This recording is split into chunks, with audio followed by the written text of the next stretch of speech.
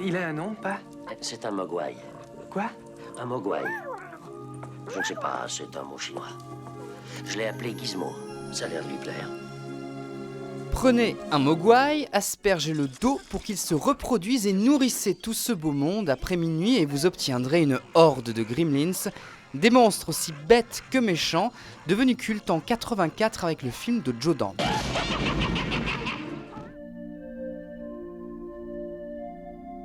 C'est vraiment un film important pour la génération des trentenaires d'aujourd'hui, parce qu'on l'a tous découvert quand on n'avait pas l'âge en fait de voir des films d'horreur.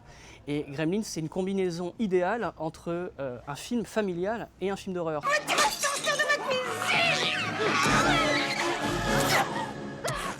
C'est d'ailleurs un film qui a créé un nouveau genre, c'est les films d'horreur pour toute la famille. Aux États-Unis, de nouvelles classifications de censure ont été inventées à cette époque pour Indiana Jones et le Temple Maudit et Gremlins, de production Steven Spielberg, à savoir des films qui s'adressent à tout le monde, mais qui font peur.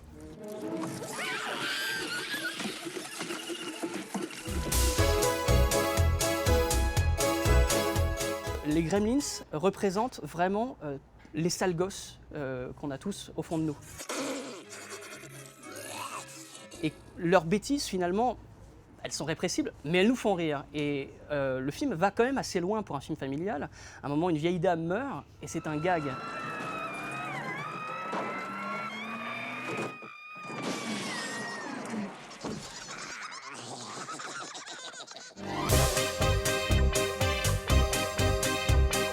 Quelque chose qui reste culte dans Gremlins aussi, c'est la musique de Jerry Goldsmith, qui est un mélange de voix, de synthé, et de musique symphonique, et avec des percussions très années 80.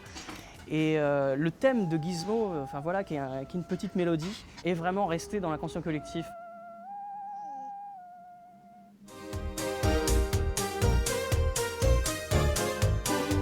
Ils sont à l'intérieur.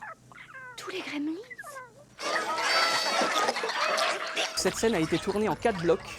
En fait, des animateurs, il y avait 6 animateurs pour un gremlin, je crois. Imaginez. Et ils filmaient 30 gremlins par 30 gremlins. Et ensuite, ils ont combiné à l'image, par des effets photographiques de l'époque, les différentes prises.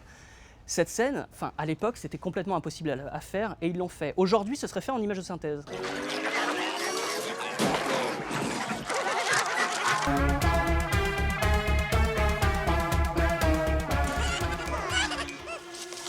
En 1990 sort Gremlins 2, la nouvelle génération de Joe Dante, une fois de plus, et toujours produit par Spielberg. Le film qui dénonce clairement la société de consommation fera un flop retentissant. Alors le premier Gremlins se moque ouvertement de l'American Way of Life, le second attaque les corporations. Le film se passe dans un immeuble à la pointe de la technologie, gigantesque, et c'est un symbole des corporations, pas seulement américaines, mais japonaises, etc. C'est-à-dire que ce sont des corporations qui ont tout. Ils contrôlent la science, il y a un laboratoire, ils contrôlent la nourriture, il y a des fast-foods, ils contrôlent les médias. Et quand les Gremlins arrivent et mettent la pagaille, c'est vraiment Joe Dante qui se défoule sur les corporations. Un remake des Gremlins est annoncé par les studios Warner, mais ce sera, aux dernières nouvelles, sans leur papa, Joe Dante. Je viens d'y penser.